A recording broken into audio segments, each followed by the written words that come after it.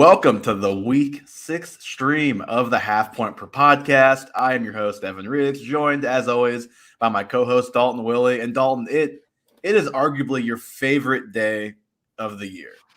It is the first edition of Cleveland Weather Day. And this is just gotta be thrilling for you on this Sunday morning to be following these updates of hail, wind. Kevin Stefanski saying, we want it. We want the weather this bad. We want to play in the weather like that. It's like, okay, man. They want the weather that bad because when Baker underthrows his receivers, they have an excuse. But no, I did look at the report. It's a roller coaster of emotions for you this morning. It gotta be great. It does look like it's going to abate as the game goes on, so I don't think it's going to be a big deal. But I think Cleveland needs a dome because this is like an every year occurrence. There are people who legitimately leave games in Cleveland and weather games out of their stat predictions. Last year, I think Deshaun Watson only threw for like 180 yards against Cleveland because the weather was so bad. And then there was a game against the Raiders where the final was like 13-6 or like something crazy like that, where it was just like torrential downpour. Yeah, I mean, and because they're next to that lake effect weather, just it's madness. They need to move on from it. But I'm not too concerned about this game. If anything, the only thing I'm concerned about is Kyler Murray going 6-0 at this point in his career. So we can start on that note with our start of the week. Dalton, I'll go first here. This is a guy that you could probably have scooped up on your waivers at any point in the last couple of weeks. He may well still be out there, quite frankly.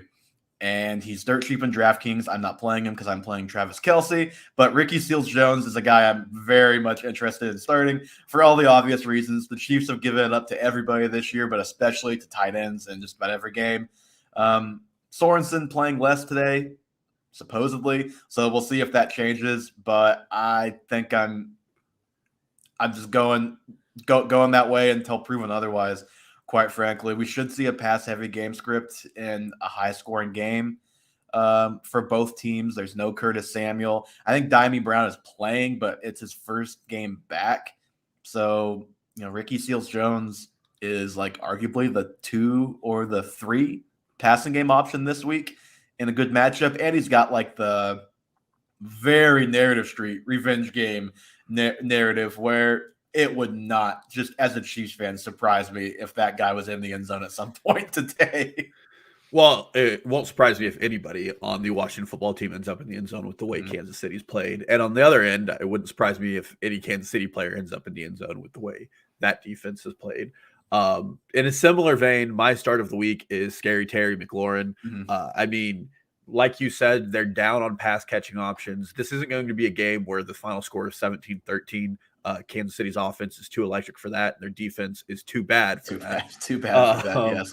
There's a reason why this over-under is like 54.5 this week or something crazy like that. And I bet the over because I believe it's going to go higher. And I targeted this game heavy in DraftKings. But, I mean, Scary Terry, since Taylor Heinicke took over, he's been targeted more than he was in the very, very little amount with Ryan Fitzpatrick, but even more than he was last year. So it seems like Heinicke and McLaurin have a connection, and they know who the talent on that roster is. And I just don't think Kansas City is going to be able to cover him the whole game. He's too talented.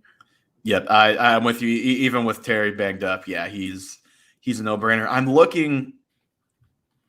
I was wondering, okay, why did I not bet a J.D. McKissick line anywhere? It's because there's nothing on Underdog. No McKissick line. Like a couple weeks ago, the name is escaping me, the Eagles' second running back, it was like the easiest bet in the world to bet him. Gamel. It was the easiest bet in the world to bet him over because all you have to do against KC is just throw it to the flat and you're going to get 10 yards every play. At least, we'll see if that changes with a couple different guys playing today. But yeah, if you got McKissick, you're probably could start him in a pinch like I am without Christian McCaffrey this week. Yeah, for 3 more weeks. We are also in injury bye week apocalypse fast approaching. So watch those waivers for literally anything. Yep. And my sit of the week this week, Dalton, is Damian Harris. I don't know if the general you has been starting him or been excited about starting him anyway the last couple of weeks because it hasn't been good. But I just he has to prove it to me to get back in my lineup. He's been pretty much a zero in the past game, which is exactly what we expected. That one has been correct. The Derrick Henry one so far has not. As far as those assumptions go, Patriots are passing a lot too. 63% of their plays in a neutral game script have been passes, which is a little surprising with a rookie quarterback. They've gone that route, but that is how they're playing. The Cowboys' rush defense is very good. Defense as a whole is very good. And Ramondre Stevenson is finally kind of out of the doghouse last week. Damian Harris fumbled on the goal line again, and it very easily could have cost him against the Texans. I mean, of all teams, he's got to at least be in the doghouse a little bit. I'm not saying it's like Stevenson over Harris now, but I'm not touching that situation in any of my lineups. Yeah, well, and going all the way back to week 1, Ramondre Stevenson got a rush on the opening drive. Now, that rush ended up in a fumble and ended up in him being healthy and active for several weeks. Mm-hmm. But then coming into last week, Ramondre Stevenson and Damian Harris, they both ran 7 routes on dropbacks, and then Brandon Bolden ran 19. So it's very clear that neither of them are the pass-catching backs. But going back to week 1, if we're trying to surmise any information, it looked like Ramondre Stevenson and Damian Harris were going to compete for those first and second down roles. And now it looks like Damian Harris is working his way at least towards the doghouse with the way he's been playing, especially last week against a porous Houston Texans defense. He just could not get things going. Yeah, I mean, you basically have to have him score a touchdown to make it worthwhile, and even an RB2 spot, even with as bad as running back is, I'm definitely looking elsewhere. Who's your sit this week? Well, in a similar vein, I'm going with a running back. You've probably been able to get away from the last couple of weeks because you've had to, but I'm sitting Josh Jacobs this week. He's coming back from an injury against a stout Denver defense, and I just quite honestly don't think that the Oakland Raiders are going to get a lot going. They've lost their last two.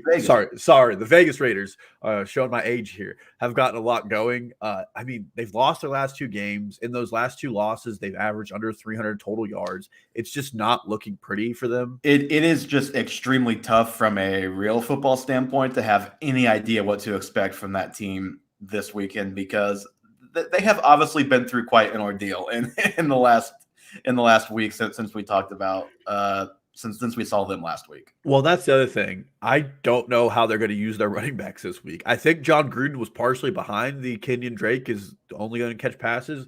Now, if we come out and Josh Jacobs is catching passes and the fantasy world rejoices, then I'm going to look like a total fool here. But I just don't know what the coaching tendencies are going to be in this game, or if they're going to stray that far away. Mm-hmm. I mean, hopefully Alec Ingold is not a centerpiece of this offense any longer. So, who's an example of a guy that someone could realistically have on their team and would feel comfortable benching Josh Jacobs for it? Because he's a little bit higher in the RB2 kind of echelon than Damian Harris, so it's a little harder to get away from him. Who are the types of guys that you'd start over him? Khalil Herbert, mm-hmm. Melvin Gordon, Darrell Williams, and then how about Javonte Williams?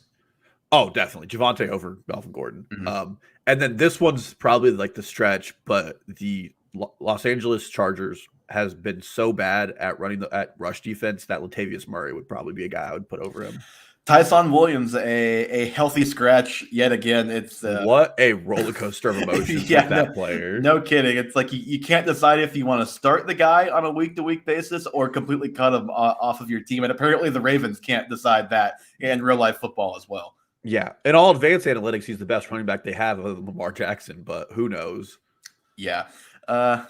It's been a strange journey there, but yeah, I'm with you. If you can get away from Josh Jacobs, it's not a bad idea to do so. You said it, tough matchup, and just again, no idea what to expect out of that Vegas team this week. Like it's a 8-team league, but I have Josh Jacobs in that league, and I am not even considering playing him this week. I just don't want to do it. So yeah, Dalton, how about some DraftKings? I know we're both pretty excited about our lineups this week, which means it's going to be pretty glorious to watch us both crash and burn. Well, I'm really excited. I went stars and scrubs. I am also playing against 2 of the players in my lineup in our dynasty league. So, and that's always a nice hedge. It is. So quarterback, I just can't get away from this game. I'm going with Patrick Mahomes. They just have to score so many points, and I think with the loss of CH, there's going to be at least a little bit of a decline in the run game. Then at running back, I'm bringing it back with the Washington football team with Antonio Gibson. I just think they're going to need to score points as well, and he's going to be on the field a lot, and the Chiefs defense does not know how to stop the run. And then I know I just said that the Chiefs are going to downplay the run game, but Darrell Williams is the red zone guy, and I think we're going to see a lot of red zone opportunities here. Wide receiver, Tyreek Hill. I mean, again, this team, the Washington football team, is the 31st worst team at defending the wide receiver, and the 32nd team is the Kansas City Chiefs. So great matchup there for points. Then I brought it back with Darnell Mooney. We have no Jerry Alexander. Allen Robinson's banged up, and Justin Fields absolutely loves throwing to him. I had Mooney in my lineup and then couldn't quite afford him as I continued to shuffle things around. And again, remember, this is stars and scrubs, so I went a little bit down narrative street. Jared Goff wants to see more Amon St. Brown, so I'm seeing more Amon St. Brown. He was also in my lineup until I reworked my lineup a lot, but he was a guy that made his way in there at one point too. And I think that Detroit-Cincinnati game has sneaky upside because both defenses aren't that great, which is why my tight end is CJ Uzomah. I believe that this game is going to be a game where points are scored.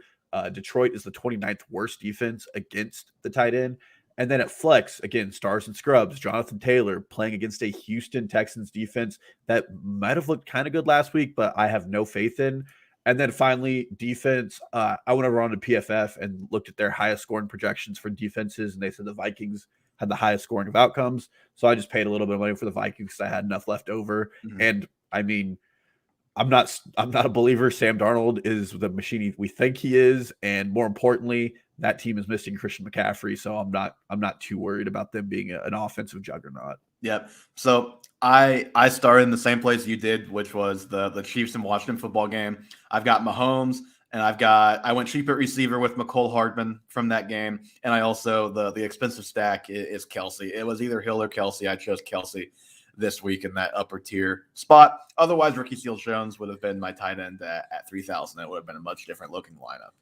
I went pretty chalk at running back. I've got Khalil Herbert, 4,600, which, again, for all the reasons that everyone knows, he's basically the only proven, and I say proven, I mean, literally he played well last week, and that's really all the action he's seen consistently. He saw a little bit the week before. The only big-time action he's seen, he looked good last week. He's cheap. I'm playing him. Kareem Hunt, talk about chalk.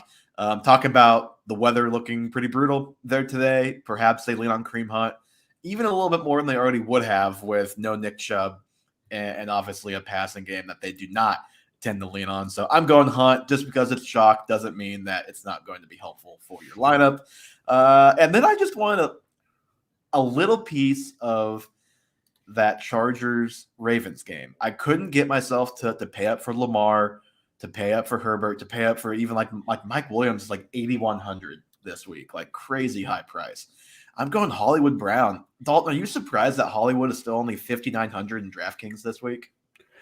I am, because I think he's the wide receiver 7 right now in half-point PPR scoring. He's absolutely been insane. Yeah, and like his worst game of the year scoring-wise, he dropped 2 or 3 touchdowns. So he could easily be having a much better season right now. I know Bateman's playing today, but Sammy Watkins is out, so that probably is kind of a wash there. Yeah, and if you want to talk about a game where there's going to be points scored, it's this game. Baltimore doesn't have what they used to have, and the Chargers are just electric. I mean, yeah, so I went with Hollywood at what I thought was incredibly low price, quite frankly. And then for all the reasons, Terry was your star of the week. He's in my DraftKings lineup this week as well.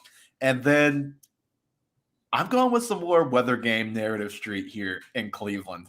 And I'm going with the lowest ADOT guy who's going to be playing in this game at 4,600. That's Rondell Moore. Can Rondell Moore get 5 or 6 receptions at the line of scrimmage and make something happen today? Maybe, hopefully. That's what I'm hoping for. He was the guy that I couldn't quite afford Darnell Mooney at 4,900, so I went a little cheaper with Rondell Moore at 4,600. And then the Lions defense, I know they're not any good. The Bengals have not exactly been an explosive offense this year. Joe Burrow has thrown his fair share of picks. All I need is a couple turnover-worthy plays to make that one worthwhile at 2,100. I love it. And you know what? Ricky Seals-Jones talk got me to do it. I just swapped CJ Uzomah for Lucas Seals-Jones. So I have 5 players in the Washington football Kansas City game in this lineup, and honestly, it still doesn't feel like enough. I told you my lineup was all upside.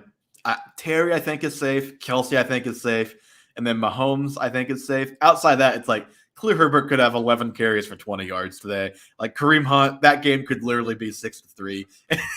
And Rondell Moore would suffer the same fate to do. So I'm either winning money or I'm scoring 70 points and having an ice cold little emoji next to like half of my lineup this week. Well, it is going to be fun to see how that the reason I didn't pick any Cardinals in part due to weather. The other reason, I just don't know what the offense looks like without Cliff Kingsbury. I know he's out because of COVID. But hopefully the coaching staff just wants to use Rondell Moore, and Kingsbury comes back and says, wow, that husk of a human being, AJ Green, isn't as good as Rondell Moore. So let's just put him in 2 wide receiver sets. We'll find out, though. All I need is all I need is him to break off one play. Just break off one play, Rondell. Okay. So now a little something new to close out this week. The two of us have been getting pretty into the underdog player props, which if you don't know what underdog is, it's a fantasy football service. You can play best ball and you can also bet player props. And I think anywhere DraftKings is legal, this is also legal, which is a little confusing to me because this is a little more like straight up just gambling than DraftKings is seemingly to me. But you know what? I'm not going to complain. And Dalton, I know we each filled out. Did you fill out 2 slips or were you up to 3? You had a lot going for you this morning, it sounded like. I have 3 slips. Things got out of hand. Okay. Why don't we each go with 2 slips so we don't throw out a crazy amount of picks here? I'll let you start. I think we each did one where it's a 5-player parlay and then a 3-player parlay. Yeah. And this 3-player I'm going to read off is probably the one I'm the most sure about. Patrick Mahomes over 315.5 passing yards. Again, a lot of points, throw the ball a lot. Next, Teddy Bridgewater over 247 passing yards. It's the Raiders. This is a divisional game in a division that suddenly looks wide open. I think Vic Fangio is going to come out swinging. And then last, James Conner under 39.5 rushing yards. That just feels really easy to get. And I know I'm gonna turn on red zone. That's just such a low number. All you need is for one run to get blocked well. And you know what hurts is that's in 2 of my bets, but we'll find out today. Okay, so my 3-player, it just went away. So I'm doubling down on Kelsey and Hardman today. Kelsey's over under is 88.5 receiving. I feel like that's about as low as I've seen it all season in a game where seemingly there's supposed to be a ton of points scored. So I jumped on that. Hardman is 36.5. Don't know what Josh Gordon's involvement is going to be. Tyreek Hill is playing. I'm sure he'll be fine, but he is at least a little banged up. I think Hardman should be involved a fair share as well. And then I just stuck with that game, and I went with an off-the-wall pick. I'm going Adam Humphries over 36.5 receiving yards. It just seems like the Chiefs are going to let him go for like 5 for 50. I just feel very good about that. I do like that, actually. Knowing the tendencies of our team, and they're going to let the slot guy go off. I believe that. Yeah. And then so we can start with our 5-player props here and then close out. This is where it gets a little more hairy. It's a lot more has to go right for you to win. But you know what? That's why you can bet $5 and win $100 on these 5-player prop bets. The first is Joe Mixon over 73.5 rushing yards for me against a pretty bad Detroit defense. Circling back to the Chiefs Washington football game, I've got Taylor Heineke over 23.5 completions. I just believe they're going to have to throw a lot, and I don't have to cheer for someone to have like 100 yards against the Chiefs for that one to work. Kadarius Toney, Dalton. In what world is Kadarius Toney not going to go over 53.5 receiving yards today? I don't know if that ankle injury keeps him sidelined for some plays. Or is Daniel Jones playing? Do we know? Daniel Jones is playing. Kenny Galladay is not. Sterling Shepard is. Darius Slayton is not. So it's like you've got Sterling Shepard and you've got Kadarius Toney and you've got Devontae Booker and Evan Ingram. Like that. Like how? Unless he gets hurt, I don't see how Toney does not hit this number. It just feels too easy. It feels like a trap to me. Famous last words. Famous. It's 100% trap. And then doubling down again on DraftKings pick, I've got Marquise Brown over 64.5. receiving yards. I think he's done that in all but one game this year. And that one game was the one where he dropped 3 passes. 3 passes that were probably like 150 yards between the 3 of them. And the last one, this is a Carson Wentz versus Davis Mills bet. I'm going with Carson Wentz, he says, with a lot of confidence. In Michael Pittman, plus 3.5 receiving yards versus Brandon Cooks. I'm taking Carson Wentz's best weapon over Davis Mills' best weapon. And Pittman has been playing really well the last couple of weeks. And again, 3.5 just felt like a pretty low number that he had to stay with him for Brandon Cooks. And if you don't understand how that bet works, if Cooks has 75 receiving yards, Michael Pittman has 73, I still win that bet. Yep. My only concern is the return to TY and if they're going to go back to that weird wide receiver rotation they did a lot last year, but hopefully they avoid that and use their studs. For mine, first I went Khalil Herbert over 70.5 rushing yards. There's just no one else on this team to run the ball at this point. Let's talk about this real quick. I didn't make this bet. Since you're betting over on the Herbert rushing prop, would you take, there's the bet that's on there that's Aaron Jones plus 7.5 rushing yards against Khalil Herbert. You can't bet the same player for more than one prop in the same bet, but if you could, who would you take in that? I would probably take Aaron Jones. That just feels crazy to me. Aaron Jones is plus 7.5 against Khalil Herbert, a guy playing his 3rd game, basically. I think they're playing matchups on that, and they're expecting a better rush defense out of the Bears. Would be my that I guess. But Aaron Jones had a game of over 100 rushing yards against the Bears last year. He rushed for over 100 last week. Now, I think Herbert's going to have a good day, but like it would surprise literally nobody if Aaron Jones went 20 carries, 120 yards today. Yep. Happened to me twice. Next up, I have Tim Patrick over 52.5 receiving yards. Kind of feels pretty easy. Again, I don't think the Raiders defense is much to be scared of. And then coming back to Chicago, Justin Fields over 218.5 total yards. You're putting a lot of faith in Matt Nagy this week, my friend. Well, I'm hoping Matt Nagy's not calling the plays. Who knows? Because it's always a surprise. Hopefully Bill Lazor's calling the plays, though. And then, again, I know I've done this already once. James Conner under 39.5 rushing yards. Last week, Rondale Moore ran the ball a couple times, really just hoping James Conner is getting phased out. I like that we're both doubling down on our DraftKings lineup just so we can both lose really big when all of our picks just don't go well. Yeah, and we spoke about them earlier, but if you want to talk about a dysfunctional team, it is the Las Vegas Raiders, and they are playing against a stout defense, so I took the over on 0.5 interceptions for Derek Carr. Yeah, that one, I think there's that same line for Jared Goff today too, and like I really wanted to take it, but it's always so scary to do that because it's like, all it takes is the quarterback to decide, nope, I am not taking any chances today. Yeah, and you're in trouble there. But I think that I expect the Broncos to win this game and the Raiders to be trailing, so Carr will probably have to push the ball down the field a little bit. Let's hope. That's the hope.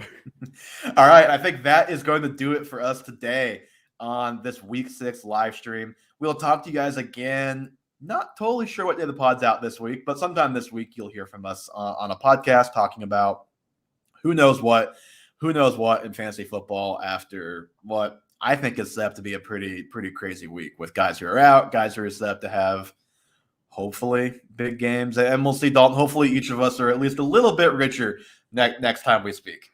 We won't be, but we can hope. We can hope, and we'll talk to you guys very soon.